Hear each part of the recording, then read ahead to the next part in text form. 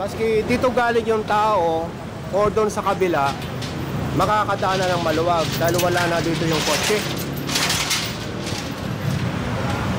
Ang magagawa na lang ng may-ari pagka inabutan niyang sinasampa na sa tow truck itong sa kanyang sasakyan ay sumama para matubos yung dapat bayaran at maiuwi na niya itong kanyang sasakyan.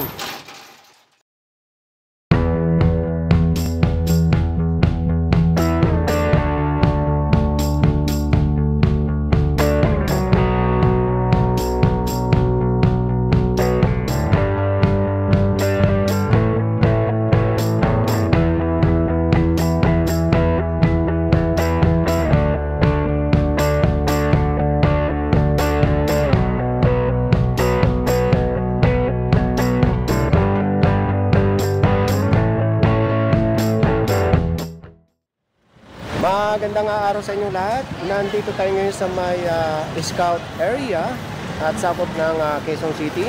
At nandito ngayon ang MMDA at nagsasagawa ng operasyon.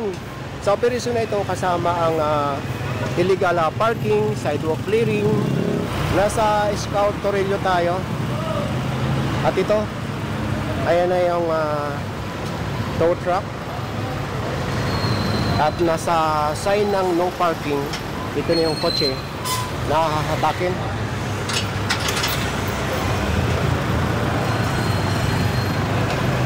Katulad ng mga sasakyan ito, nakalabas ang ngoso. At sa halip na dito dadaan ng mga tao, bababa na sa kalsada. Ngayon, sa mga nagtatanong kung magkano ang fine sa illegal parking, pagka walang driver, 2,000. Ngayon pag may driver, titikitan lang 1,000. Ngayon pagka hindi lumabas yun ng 5 minutes, itotow na yan at mayroon pang karagdagan na bayad pagka nato sa tow truck. So yan, lumabas ang driver, titikitan na lang yan, 1,000 ang bayad. Nandito tayo ngayon sa may kahaba ng Scout Tuason. At ito, merong dalawang matitikitan.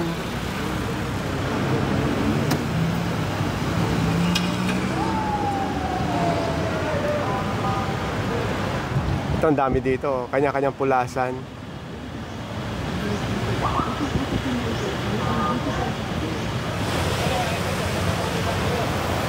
Lumabas na may-ari pero matitikitan na lang.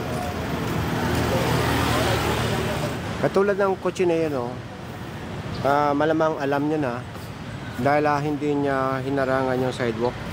Yun.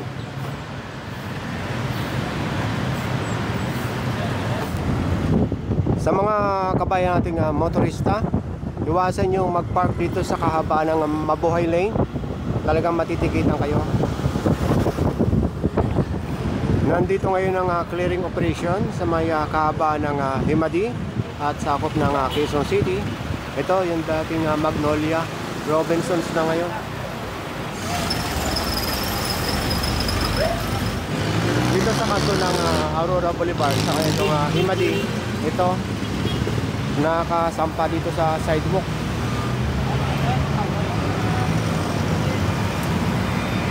At ito talagang nakaharang yung oso dito sa sidewalk. Itong kotse na ito ay walang driver.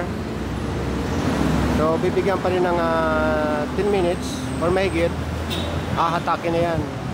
Ayun, tow truck nakaabang. So ito na, mahigit 10 minutes na tayo dito. At hindi pa rin lumalabas yung driver o talagang wala yung may-ari. Kantong-kanto ito ng Himadi saka ng Aurora Boulevard. So dumating na yung may-ari pero lampas na sa 10 minutes.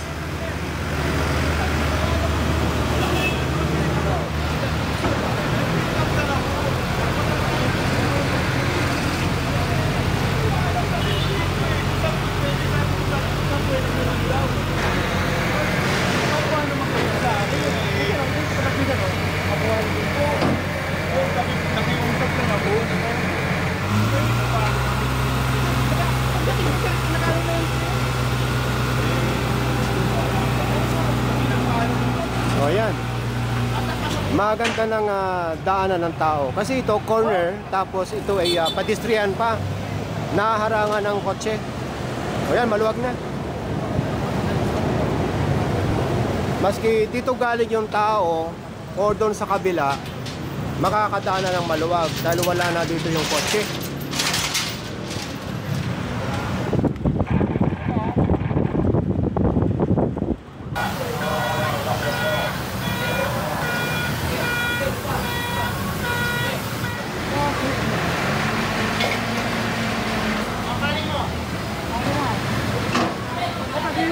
Ito, dumating na may-ari.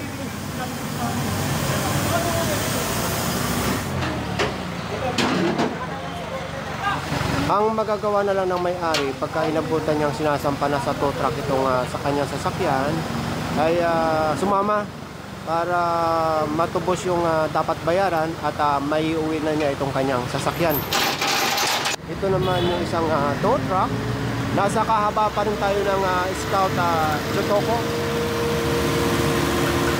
Nasa Mabuhay Lane pa rin tayo.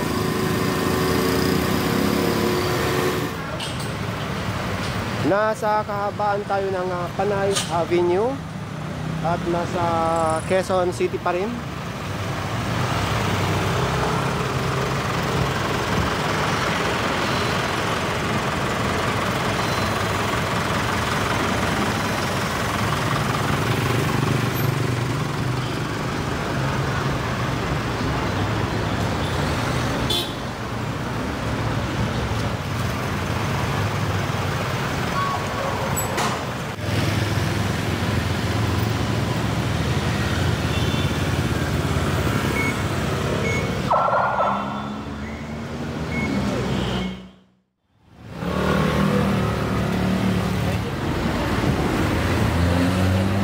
Nandito tayo ngayon sa Camias at sakop pa rin ng Quezon City.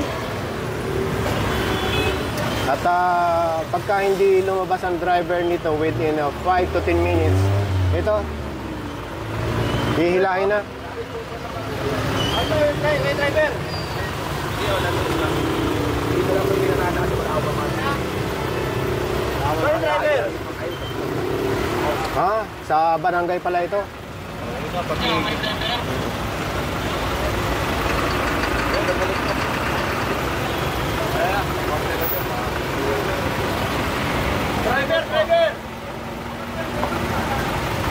License na lang po, license.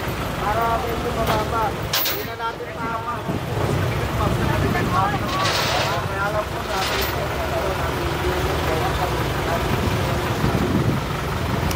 Meron daw driver. Tinatawag lang. Ngayon pagka lumabas ang driver, titigitan na lang. At hindi na hihilahin.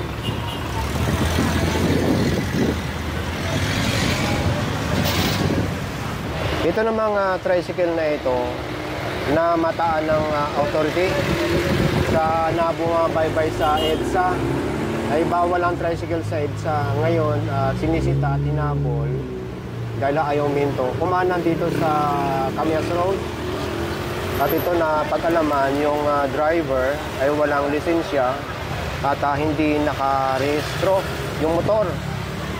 Kaya i-impound dito.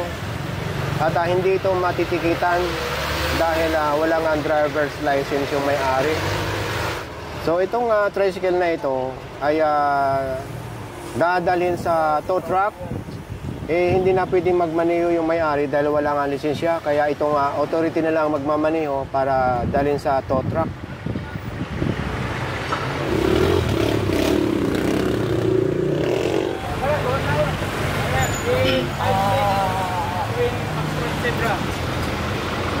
Nasa tapat tayo ng Artin Island at nasa kahabaan tayo ng 15th Avenue. Tapos kakaliwa dito kasi.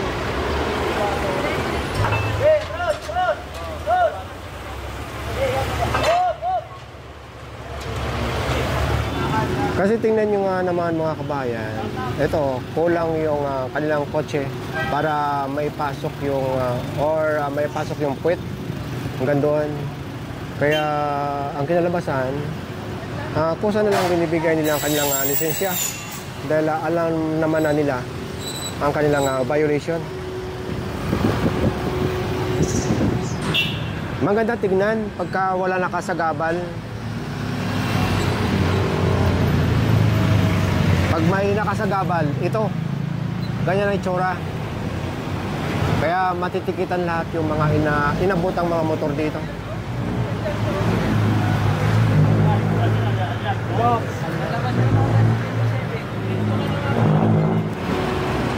Katulad yan mga kabayan, no? Sa halip na sa sidewalk sila dadaan, iiwasan na yung itong pick-up.